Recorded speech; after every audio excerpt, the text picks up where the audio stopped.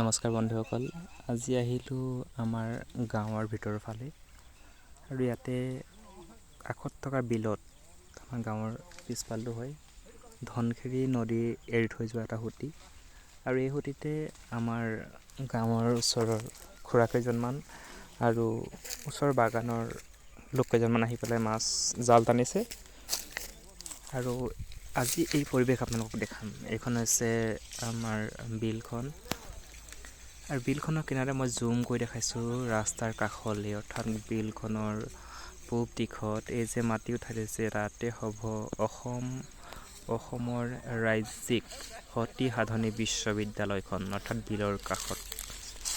এই বিলখনৰ কাষত থকা মাটিসমূহ চৰকাৰে অধিগ্ৰহণ কৰিছে আৰু ইয়াতে হ'ব সতী সাধনী ৰাজ্যিক বিশ্ববিদ্যালয়।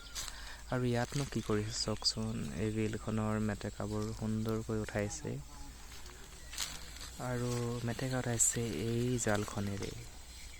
বহু দিনৰ মূৰত আজি অকণমান সময় উলিয়ালোঁ, বোলে লোকেল মাছ কেইটামান খাম, সেইকাৰণে আহিছোঁ মাছ কেইটামান ল'বলৈ। কিন্তু এতিয়াও মেটেকা টানি আছে, যথেষ্ট কষ্ট কৰিছে। খুব ডাঠ মেটেকা দেখিছে, চাৰিওফালে সেউজীয়া গোটেই মেটেকা।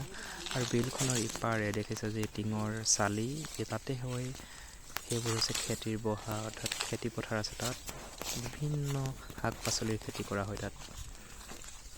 আৰু আমাৰ এইফালে কম দামত শাক পাচলি আমি লাভ কৰোঁ, কাৰণ বিঘা বিঘা মাটিত খেতি কৰা হয়। এতিয়া এই মাছৰ টিংটোলৈ মই লক্ষ্য কৰি আহিছোঁ। মাছৰ টিংটো ইয়াৰ পৰা আকৌ লৈ যাব পাৰে বেলেগ ঠাইলৈ। মাছৰ টিংটো আপোনালোকক ভালকৈ দেখাম, দাদা এজন লৈ গৈছে। এই চব মাগুৰ কাৱৈ পৰা আদি কৰি ডাঙৰ ডাঙৰ মাছ ইয়াত আছে। এইটো চাওক, সেইকেইজনে জাল টানি আছে, যথেষ্ট মাছ উঠিব। 6-7 কেজি লগতে 12-15 কেজি পৰ্যন্ত মাছ ইয়াত উঠে। চব মাগুৰ কাৱৈ। গতিকে আজিৰ এই গাঁৱলীয়া পৰিৱেশটো আমাক কেনেকুৱা লাগিল আপোনালোকে কমেণ্ট বক্সত দেখাব। খুব সেউজীয়া পৰিৱেশ, খুব শান্ত পৰিৱেশ, আহি ভাল লাগিছে দৈনন্দিন ব্যস্ততাৰ পৰা আঁতৰি। ধন্যবাদ।